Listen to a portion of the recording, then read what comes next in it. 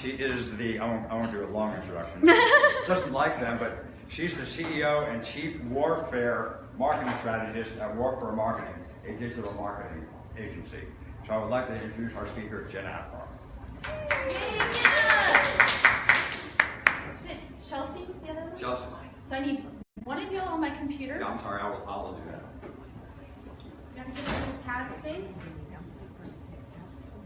And so I don't know what the quality will be. I am trying to do this on Facebook Live. Sometimes Facebook loves me, or actually the internet loves me, and sometimes it doesn't, right?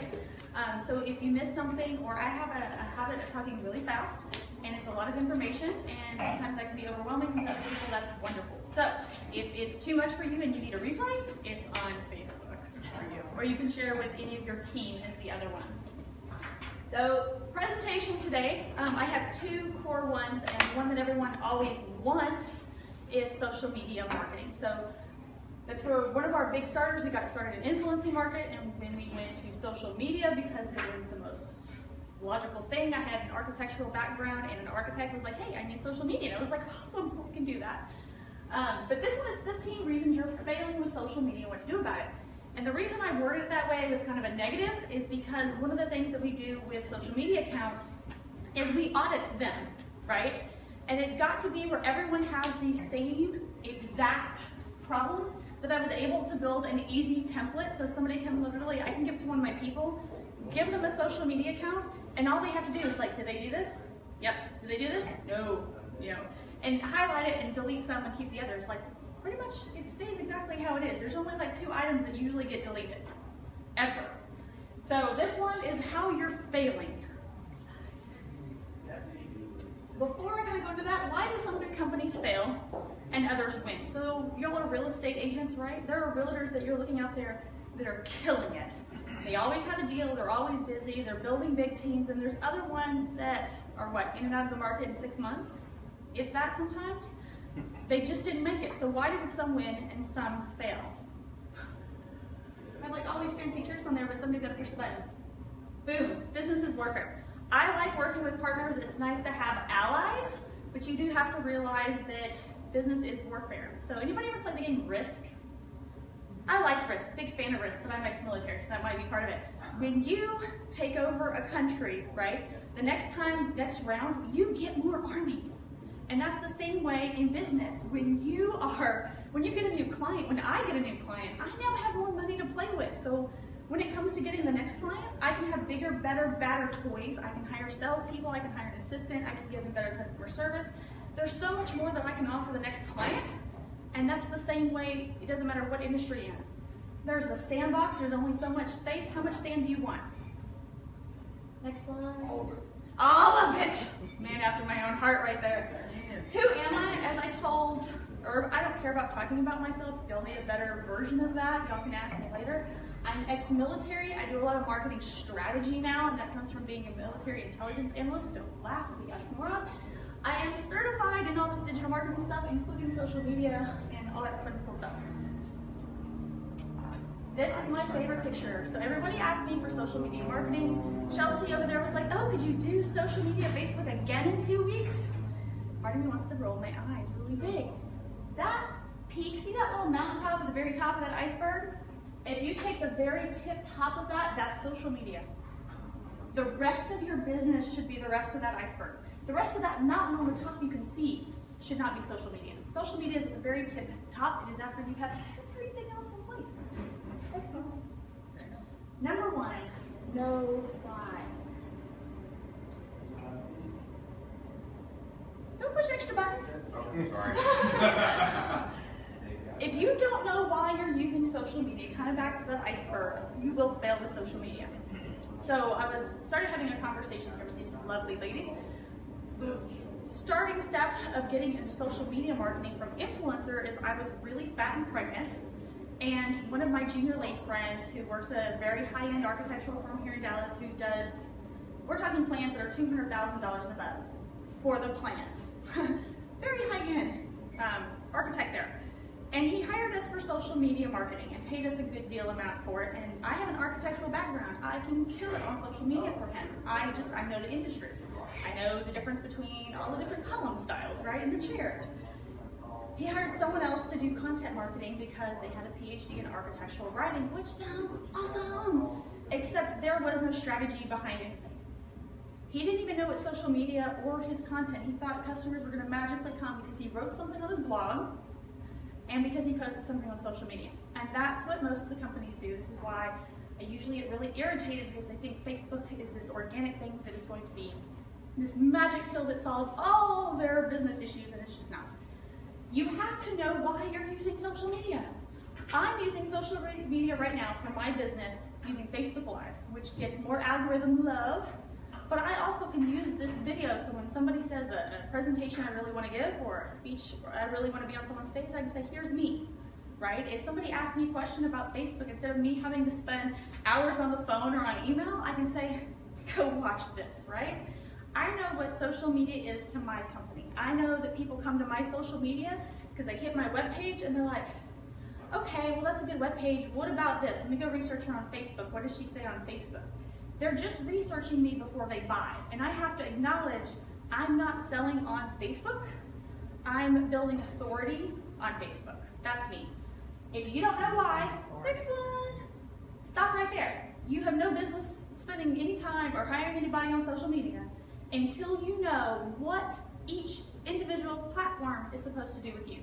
Now, Facebook's cool because it's got lots of different places, right? You have Facebook events, you got Facebook organic, you got paid Facebook ads, you've got Facebook groups, all sorts of different ways that Facebook can be an avenue.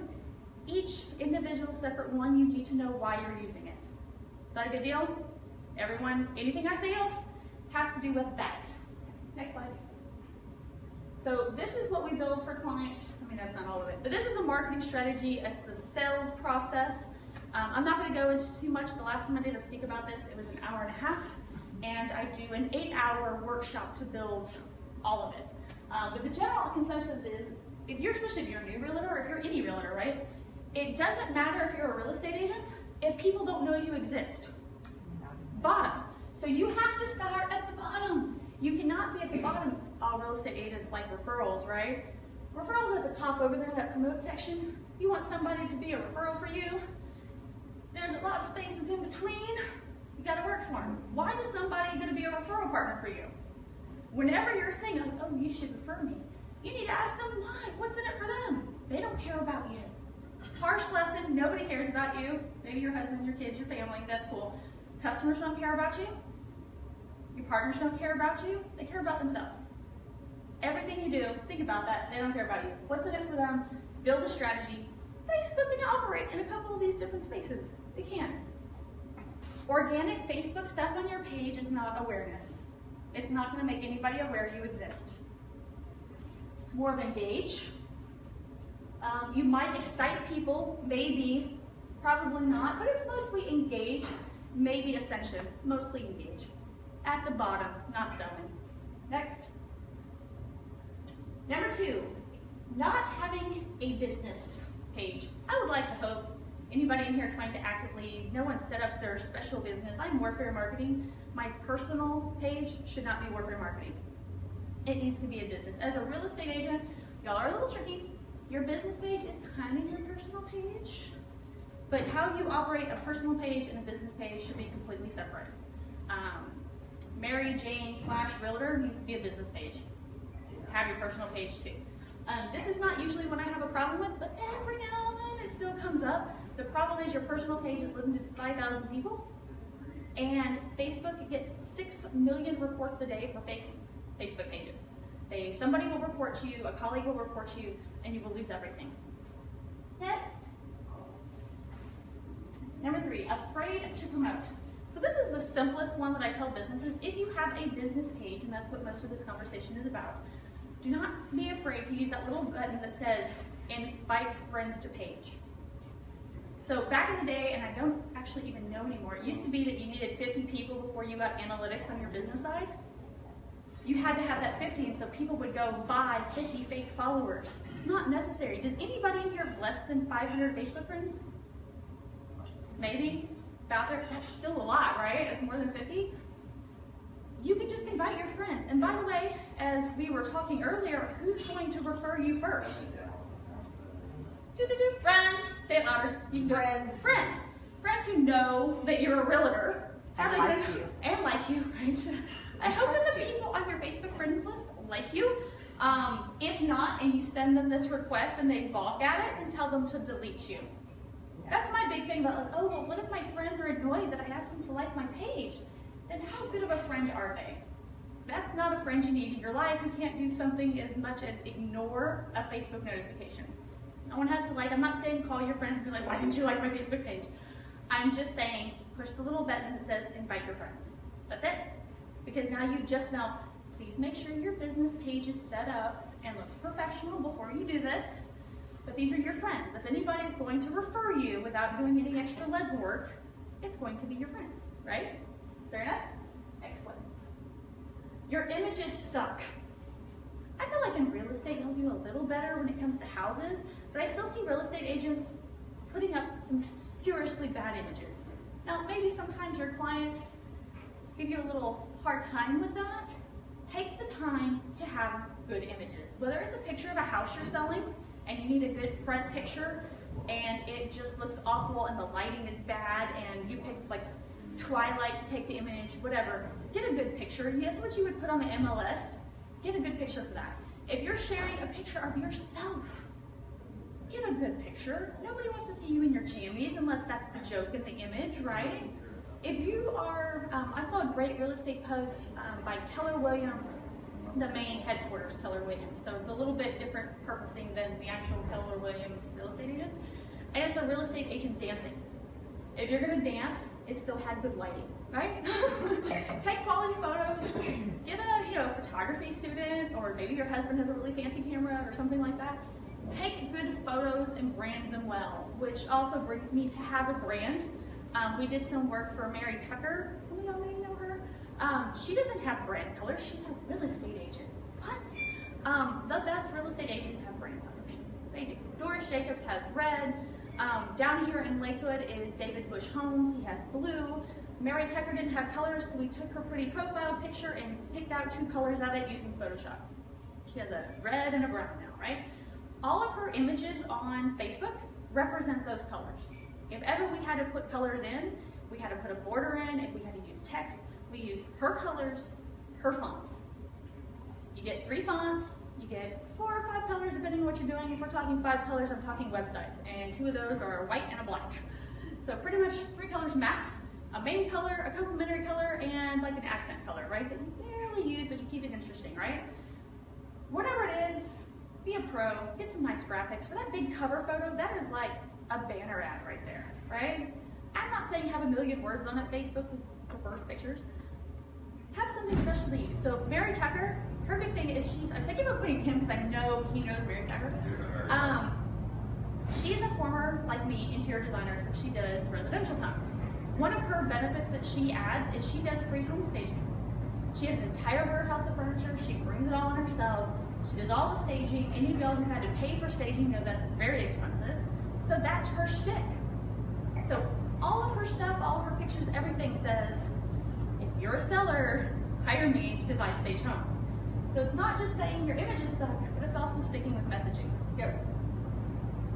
Which brings me there. So have that clear messaging. So for her is, if you're a seller and you get her to list your home, she gives you that staging for free, right?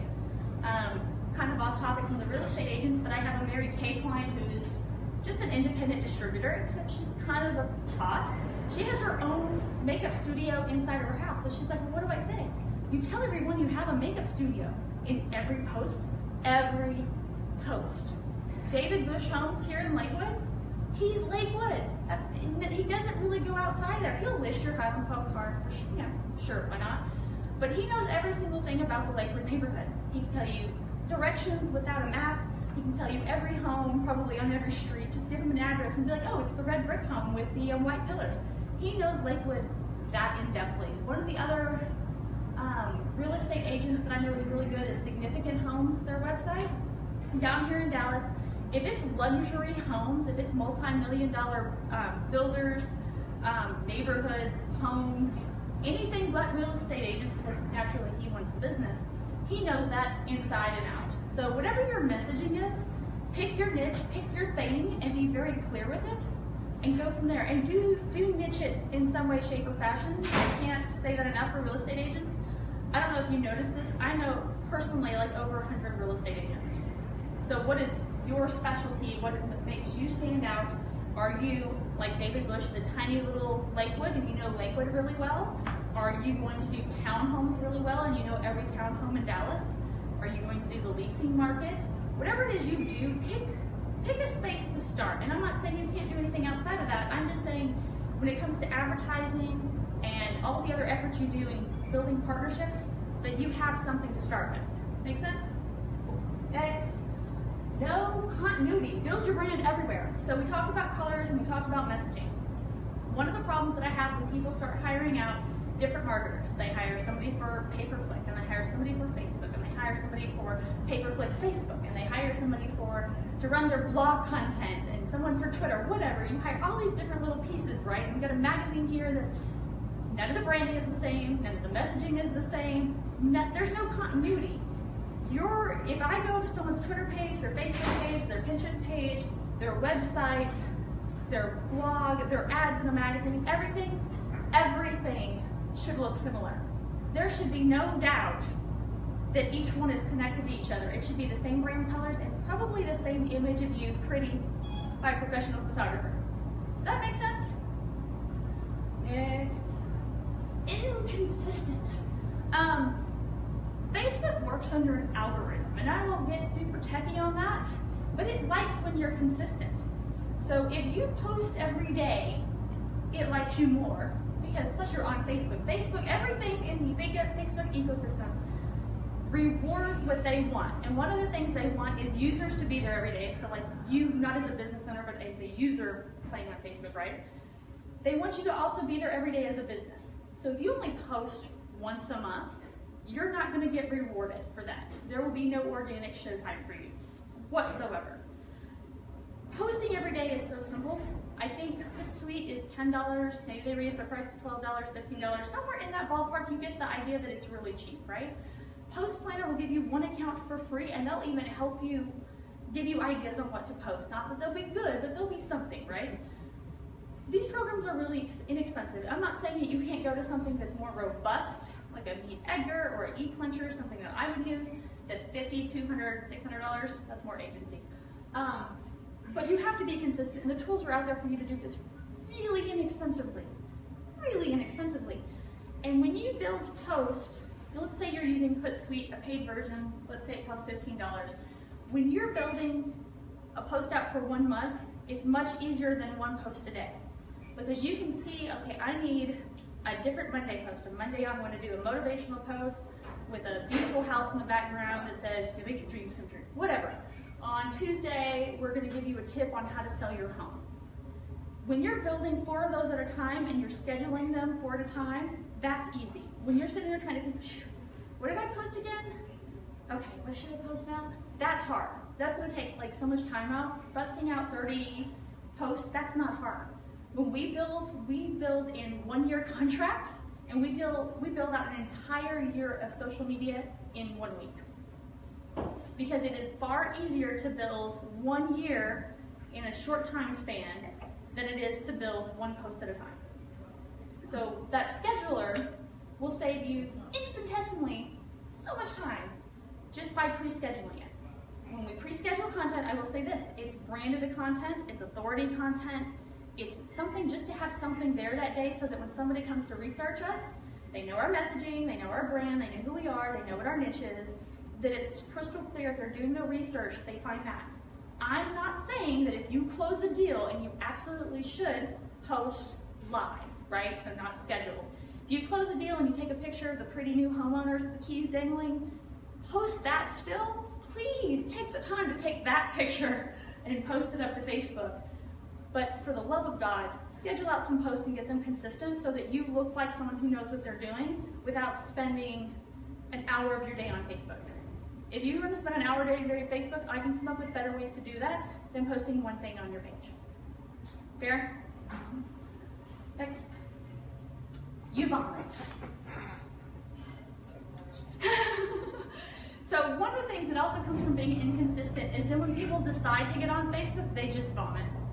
they all of a sudden they send like 5 posts at once because they're like, oh, that covers me, right? I'm good for a week. I've just posted 5 things. Except now your algorithm actually suppresses you and you get less visibility. And back to that algorithm, by the way, anyway, you're not going to have any of your page posts be seen organically. Unless somebody's got 76 friends, there's only 300 spaces on Facebook, and you're just not going to see you organically unless they physically go to your page to research you or somebody shares your content, which still can happen. So do take care of it. Just understand that nothing's going to show up organically. When you vomit stuff, or you're doing that one post that you're just trying to figure out, what do I post today? And you don't even really know what you're saying, and your branding's not right, and your messaging's not right. You say the dumbest things. We're trying to make you look like professionals, so take the time out to mentally be in a professional state and schedule them out. The other thing is that gets you into trouble. Like, I've been doing my mascara literally in the bathroom, and I'm just like trying to get ready for my day. And if I'm doing mascara, it's probably because I was speaking or meeting a client. And all of a sudden my phone, back when I actually had notifications turned on for my clients, goes bzz, bzz, bzz, bzz, bzz. I'm like, oh my God, what is going on? 30 bad reviews later, in less than 30 minutes, I figured out my client had vomited. That's not good. Don't do that. We'll get into that next. Don't be link happy. Facebook doesn't like you to link away from Facebook. Have you ever noticed when you click on a link, you're still in the Facebook ecosystem? It'll deal with that because they found a way to keep you on Facebook, but Facebook's whole goal is to keep you in that feed. So when your user is scrolling, if they hit a link and they leave, they might leave Facebook. No, Facebook's goal is to have you glued to that screen 24/7. They don't, you're joking? That's how they make money. Every 6 posts, one of them is a sponsored post. They make money when that shows their use clicking a sponsored post. The only way they want you to click away is if somebody paid for you to click away, and we pay dearly. Links are good. I usually post, when we're doing posts, I do links on Sunday if I'm doing someone else's content. So for me, obviously, I'm sharing marketing stuff. So I'm sharing Social Media Examiner. I'm putting their link on Sunday. They don't get good space. They get Sunday. Who's on Facebook on Sunday? I'm playing video games, maybe. And then on Thursday, it's a sales post.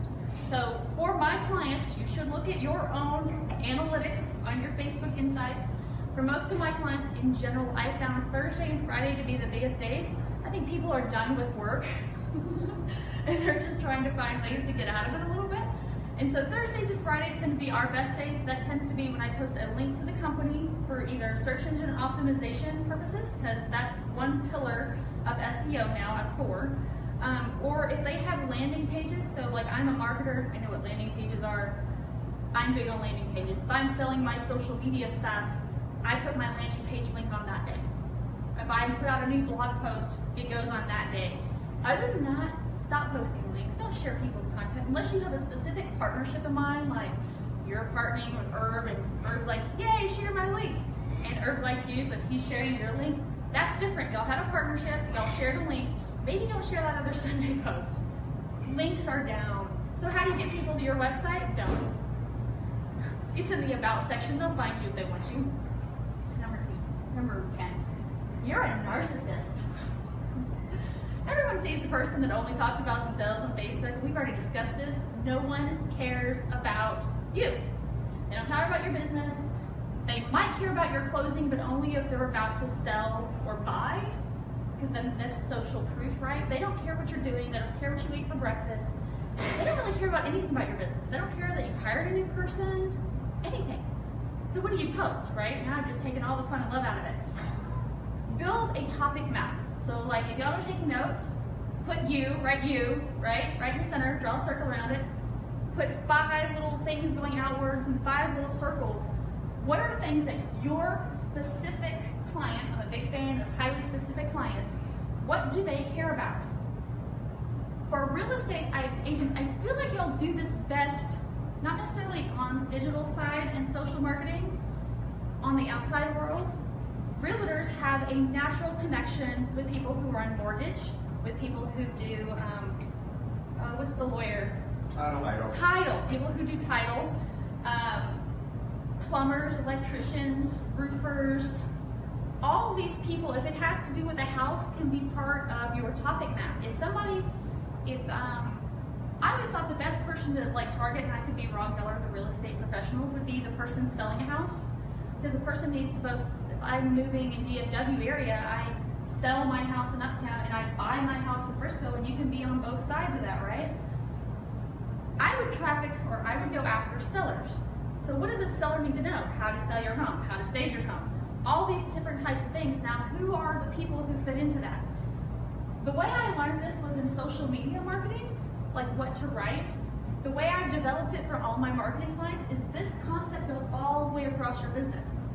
This topic map is what do you share about. So you might write a post and share a blog from him, you know, what things do you need to do to get the mortgage on your home in the first place? Or, you know, how much equity in your home before you sell it? Not my wheelhouse, that's y'all's. But you get the idea. If you're sharing his content because you need to share that content anyway on social media, you're now creating a partner that's your partner through all your business, right? And then make it fit. If he might have 100 realtors, what's your specific niche out of all those real estate agents so that when he needs to share content, it makes sense. Ding! Compartmented. This is where I get because of that one client that interrupted my mascara that day. If you are a business owner, please don't hate on me. If I'm going to have tomatoes thrown at me, it's usually at this point. If you're a real estate agent, I consider you a business owner, whether you own your own brokerage or not, because you're in charge of your own business. You've made a decision to be a real estate agent, right? You've made a decision to be a business owner. Your personal page needs to reflect that of a professional. If your agent is, if your niche is not selling homes to people who love pot in Denver, maybe you shouldn't have like you getting high with a bomb, right? Makes sense? Because you're going to turn off people. I know, right? Whoops. And it's also about building your brand as you as a person. If you had to pick 4 pillars, and I say 4 because 4 is a very reasonable number. What are the 4 pillars to you? I'm a mom, so my family is automatically one of those. I have 2 huskies and we'll probably breed them in 2 years, so dogs are another one. I'm a marketing professional who runs a badass marketing company. That's 3. 4, probably I get a little social and I fight for anything that has to do with veterans or stay-at-home moms, things like that. If it directly affects my community. Notice I didn't say Republican or Democrat. I have a very specific group of people that I care about, and I don't care which side of the aisle you go, I care about those people and how things affect them. Next, if sex does not affect your business, you're not selling real estate to brothels and XXX companies, sex should probably not be. It divides people, right? There's nobody in between. Somebody either loves the post or hates the post, and while boobs sell and get likes, they don't sell homes, right? Well, maybe that's a whole other conversation, but for the most part, they don't. Next. Drugs, next. Keep your drugs off of it. I understand that there's a lot of people in Dallas using coke and pot, and I'll be quite honest, I don't care. Legalize it all day. It's not something I need to talk about. My personal views, whether on my use or my political views on this, are null and void. Unless your clients care about that thing, it doesn't matter. Like I said, if you're selling homes to people in Denver, you might need to be a little looser on those subject matter. If not, here's where everyone throws tomatoes at me too. I am an atheist. And if you post hyper Christian, Muslim, whatever, like you are like a super religious person, that is a turn off for me. So when I'm choosing somebody, it's not to say that I won't choose somebody religious.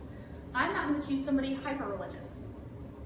If that is one of your 4 pillars, and you are okay with all your clients being hyper religious, and you know that's a big thing for religious people, right? They're like, nope, I want everyone who knows the Word of God. That's cool. Please understand when you pick that as a pillar, you turn the rest away. Maybe, maybe not, but for the most part, you turn them away. Fair game?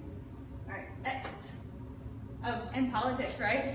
This is where my client, let me explain to you on your personal activities on Facebook why this matters. My client did not post anything political on his business page. I run his Facebook.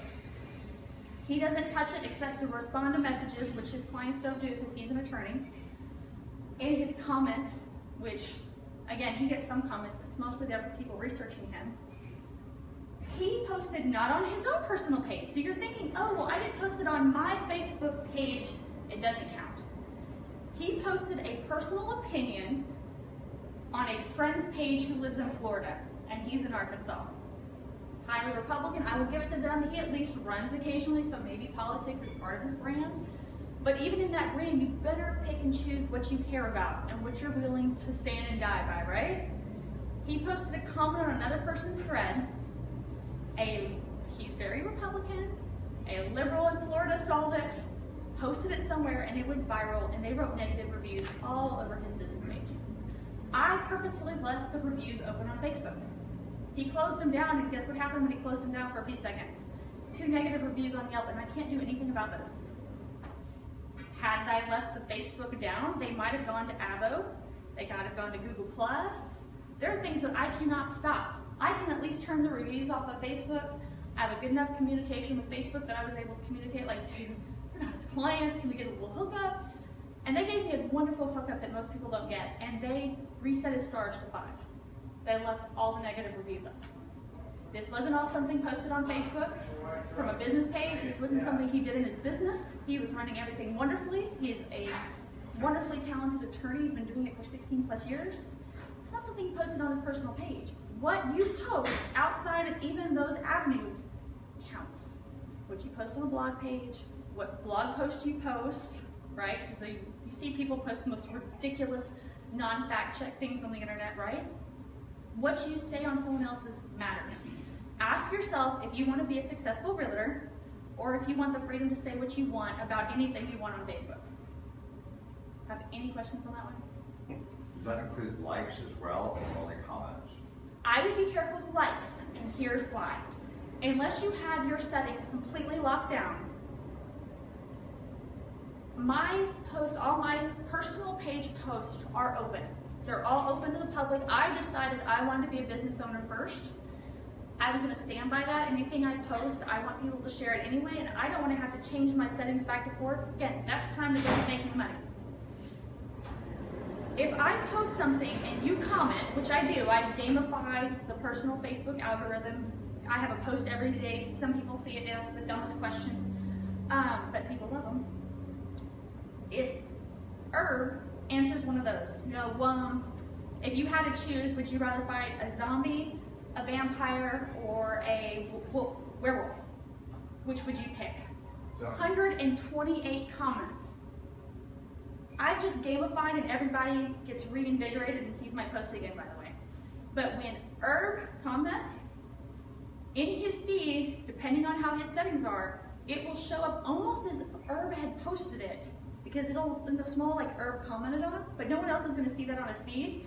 It's just going to see the name Herb and mine question, and his friends will comment on it, thinking they're commenting on his post. This happens a lot on news feeds, so Channel 8 News or Fox News or whatever. If I comment, depending on other people's notifications, they might get a notification that I've commented there. I've made comments like very visceral, like, oh my God, I can't believe you did that, on news feeds before, thinking like, who's gonna see it? There's like 100,000 comments, right? My friends get notifications. So again, ask yourself, which do you want to be first? A professional? And so, hey, if you're commenting and it's something that you don't mind being known for, if you would not have that conversation with 100 people in front of you, potential clients and partners, would you still say it? Would you still comment on it? Or would you keep your trap shut? And that can be hard. My husband's horrible at this. He's a total troll on Facebook. I feel like he's an attorney though, so he can get away with it. But you have to be careful with what you say. There's absolutely no getting around with it. I tell students, if any of y'all have kids this, I don't care if it's a private message. It needs to reflect something that you would say in public because it's so easy to take a screenshot and share it. And people will do that. People will trap you. Again, people don't care about you. They care about themselves. And if they can get a little action out of it, they'll take it and run with it. Any other questions on that? I know people hate this part of it. They're like, but I have freedom of speech. No, you don't.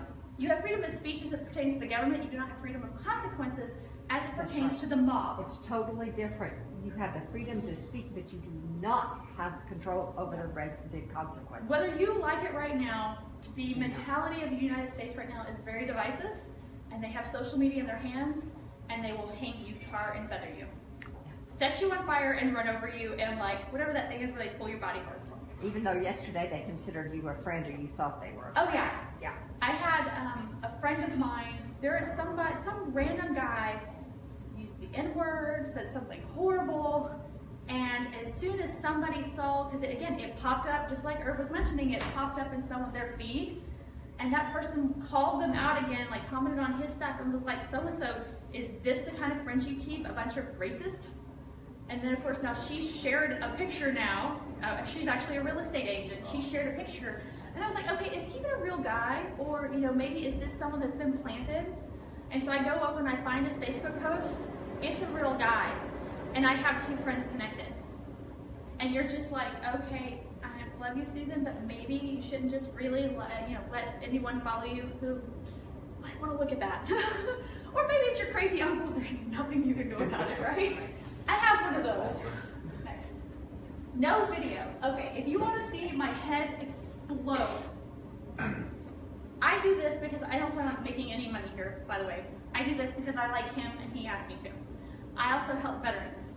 And so I'm at a veteran presentation, and there's 4 presentations that day, and I have 3 of them with laryngitis. That was really hard. So I had the first one, and I had the last 2, and this little girl gets up to speak, and I'm like all for like, being cool, and I'm gonna come over here and sit and eat, because I haven't eaten all day.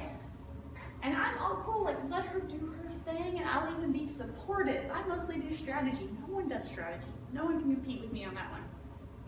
And she's doing social media, and I was like, oh, I'm gonna hear the same stuff I've heard from everyone else, except it was bad. She had no slides, she had no presentation, she's going from note cards. I'm like, okay, she's a newbie, cut her some slack, right? Not everyone's ready to speak like I am. And then she started talking. And I just kept on doing this, and of course I just did a killer presentation. So everyone's looking at me to get my feedback on what she's saying, and I'm trying to keep my face cool.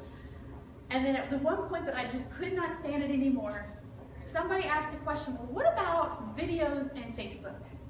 Oh, don't even bother, because no one watches, videos on Facebook. Like, I never watch the videos. I'm like, you stupid stick twig model. I'm gonna like reach over and just throttle her, because I care about the veteran community, and here she is saying the dumbest thing. I'm like, okay, Jenna, let's be straight, let's be chill. I have a question. When you say video doesn't matter, what do you mean? Because I'm just gonna give you an example.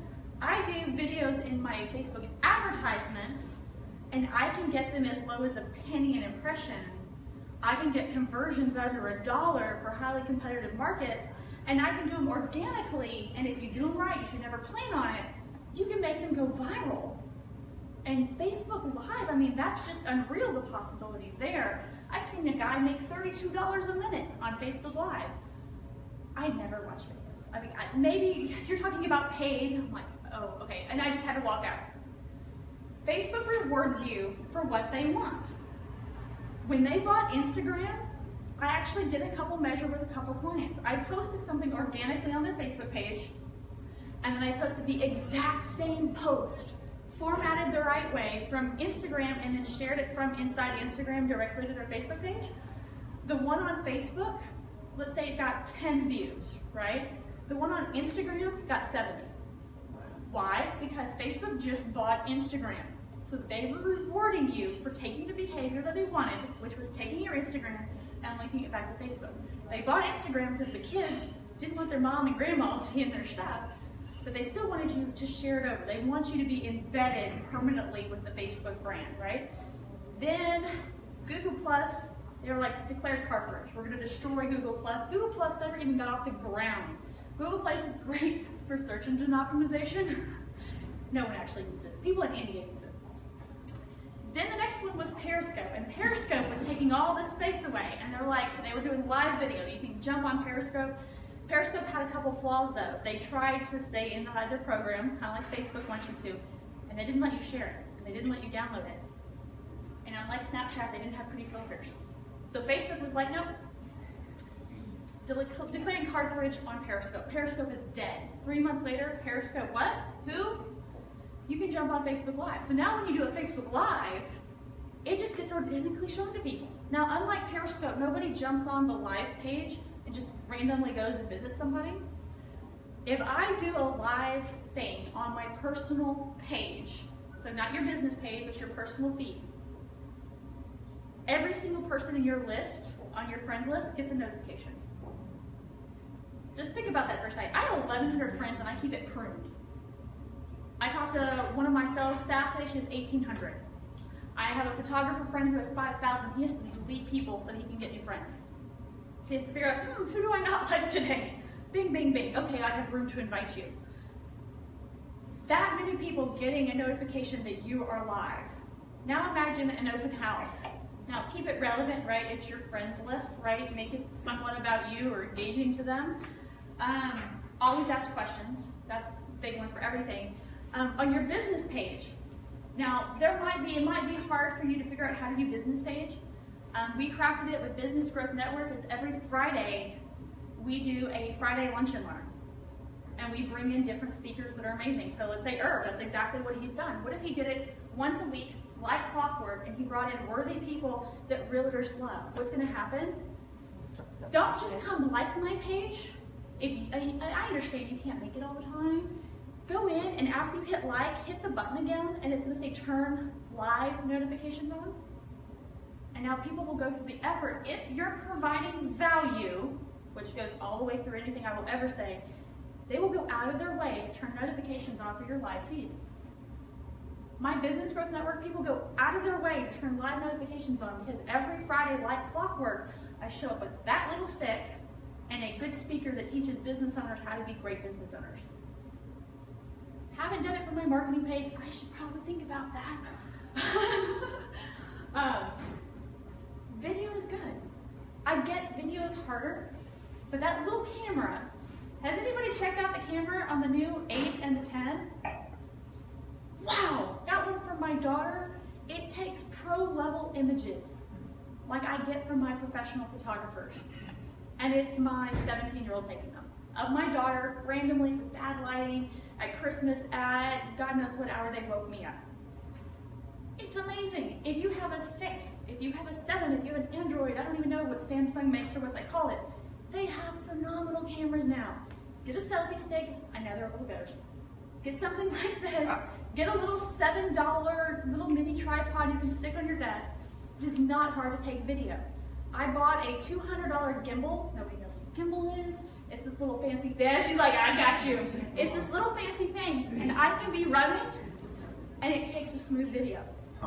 So you could be selling a home, have your $200 gimbal, do a walkthrough. Hey, we're doing a house. I want you to check it out. You know, walk through with me and point it as if point of view as if they are walking through the house.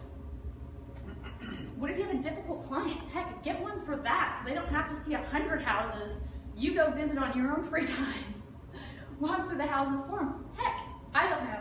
Get a library of homes. Significant Homes did that and they kill it on SEO. And that would be taking it a step past him and he's a butthead. So if you beat him out, that'd be totally cool. Next. Confusion. So this kind of goes back to what I was talking to you about messaging. Purge all the garbage. Take a moment, look through your own personal Facebook. What would you not stand behind? Delete it. It takes time. Get you a couple glasses of wine, get you some cheese plate. Spend a couple hours just deleting the garbage off your personal page. If you would not be proud to have a client see it, out of there. Go to your business page, do the same thing. Start making sure all of your images, all your platforms, all of your messaging, all of your call to actions, that means what do you want someone to do next? And that's mostly awareness, that's what you're using the software. What do you want them to do? You want them to call you? You want them to visit your webpage? Whatever, is there a landing page you send them to? What do you want them to do? Make sure everything says it. Clear the confusion. Next. Don't be cheap. If you are just starting out, I'm a big fan of being a lean startup. Do not go into debt. I would never in a million years advocate you go into debt. Don't even use a credit card. Maybe a little bit. You are not going to get big gains without big expenditures. I'm not saying that you should do it the way everyone tells you to do it. I'm just saying if you want views on Facebook, it's not going to happen on your business page without paying for it. If you're paying for it, please, God Almighty, have the rest of the iceberg underneath it. I've seen that same lawyer client I talked about, he spent $5 grand on Facebook 1 month and made 0. we gave him a system and he spends 500 and we can barely spend more than that, and he has 3 times the clients in a typical bad month, and he would have a good month. The system matters. Don't be cheap. Once you build a system, once you figure out a sales cycle that works, once you see how Facebook can fill in those gaps, that's how you should do it, and don't worry about being cheap. I would rather see somebody spend $3,500 on Facebook advertising than $3,500 to be in a fancy magazine. You can reach all the people you want to reach for less. I've seen $25,000 campaigns done in one day with $1,250 ad spend. I've gotten $11,000 clients here, done correctly, with the whole iceberg and the supporting messaging. Next. So, as I mentioned, I am ex-military. And what you're looking at is the Army Corps of Engineers. They build anything for everything if it needs to be done and it's structural, right? They're actually like super smart guys, which is odd since they're in the Army. Love the Army, let's just be honest. This is a really ugly bridge. Anybody want that in their neighborhood? It gets the job done though, right? It gets you from point A to point B, and not just a person, but tanks. Build one bridge. Build one little stretch of that little snake in that marketing strategy that gets somebody from awareness, engages them, subscribes them, gets some conversion, excites them, sends them, gets them to promote you. Even if it's a rickety, ugly Army Corps of Engineers bridge, it's something to start with and measure.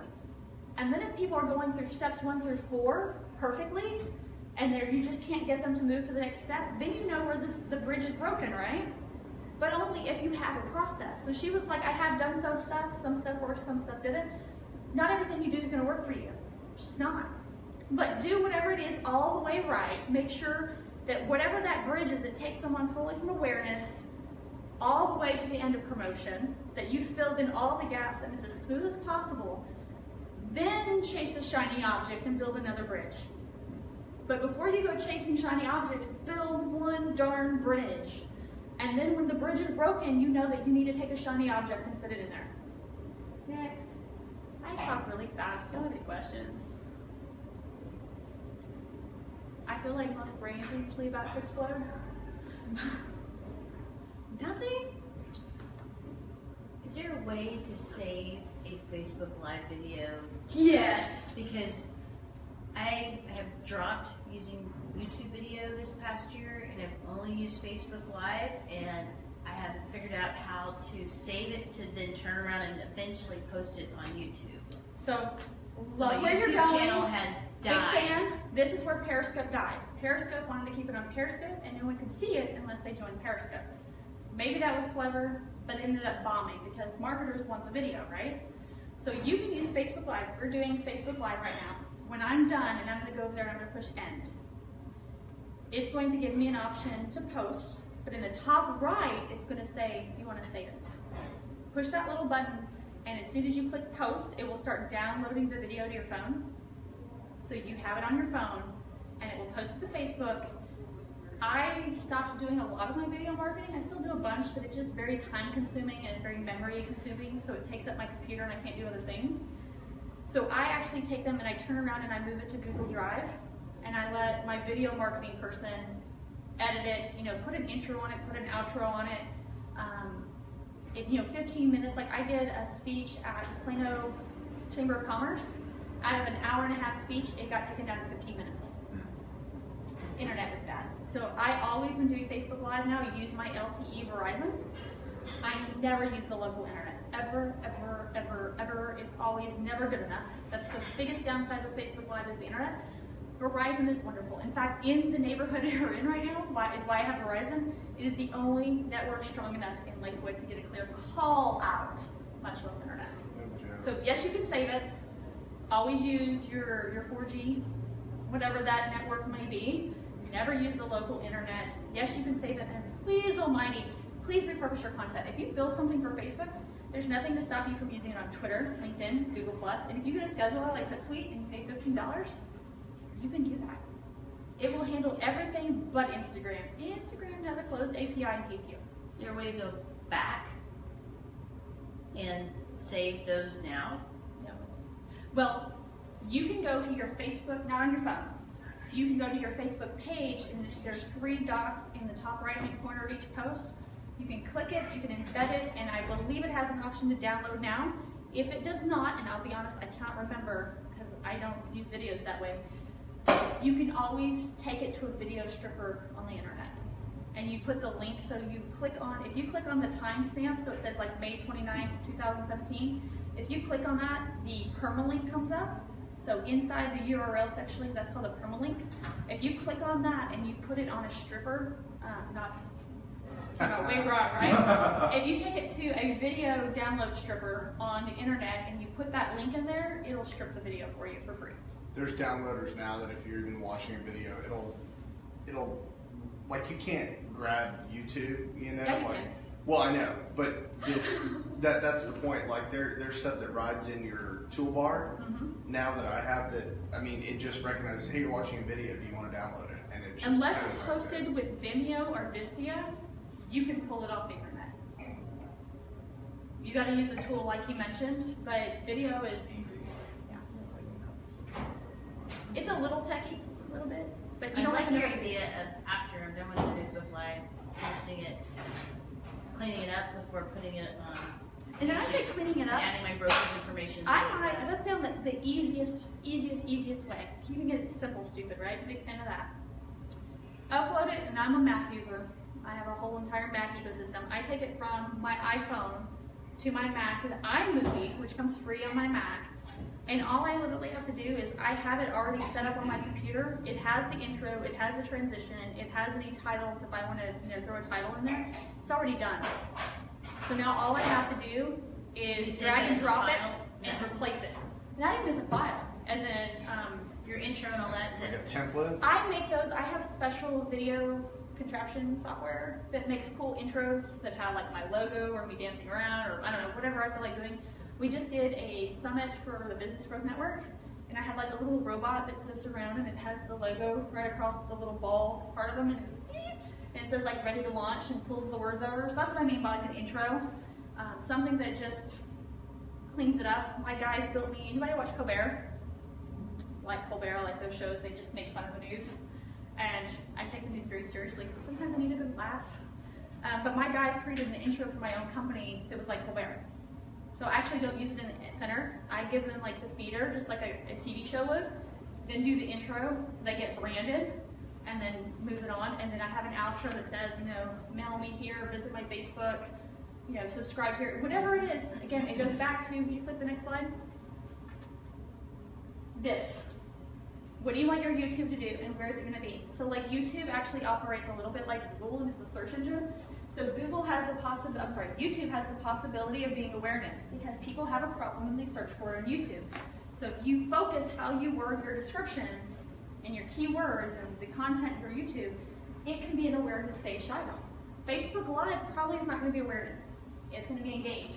But you can take that video, repurpose the content, right, and put it over here. You could double down on that content, take that YouTube video, embed it, not iframe. My web guy is giving me a little trouble about the iframes lately, or maybe it's the embed. One of them, he says not to use anymore. You can embed that on a blog post on your webpage, add that with the right SEO, meta garbage, and some social media back and forth. Google now likes that page better just because it has a YouTube video on it, and they own YouTube. So understanding who owns who and who financially benefits is always cool. You can take a little bit of piece, so maybe you do a video every time you close a client, right? And it's you and the client hugging, haha, and you have all these pictures of these short videos, and you put them all into a smash. That can be your advertisement. Mary Jane closes more homes in 1 month than all the realtors combined in a year, right? Which your seller would care about, right? And that's social proof. So you can take all that content. I love video content because you can strip images out of it, you can strip testimonials out of it. So much you can get from video. And this right here is the bare bone basic. I can build somebody's entire company in that. I can put their employees in that. I can put where their training comes from in that. What they do, their operations, their sales process, everything fits in that. Next page. Next. Oh, sorry. That's how much I charge for it. So when I say it's important, companies pay me that much to build it. And that's the first proposal. That's not actually doing anything. That's not building the web page, doing the Facebook marketing, Next page. On January 16th, and I think I talked to Herb about raffling off a spot, I hold a workshop to build all that yourself. So if anybody does want to learn how to build their own marketing strategy, and I sit there and I can help negotiate somebody through it, that's that. It is all day though. All day on Tuesday, 9:30 to 4:30. It's a meeting. You will leave there with an entire book of all the things you need to know to move forward, but your head will hurt. Yeah. Next page. Really marketed that well. If you would like a free Facebook audit of a business page, not a personal page, it must be a business page, we have a group that's $17 a month. You can join that and we will do our $200 Facebook audit for free. That's it. I don't actually plan on monetizing anyone. If y'all have questions, I'm here to ask. As long as somebody brings me a glass of wine. Did y'all ever drink it? Water. Wine! Red or white? Red! Not too much information. I kind of like just bulldoze through. Thank you. There's cheese back here now too, guys. Yay!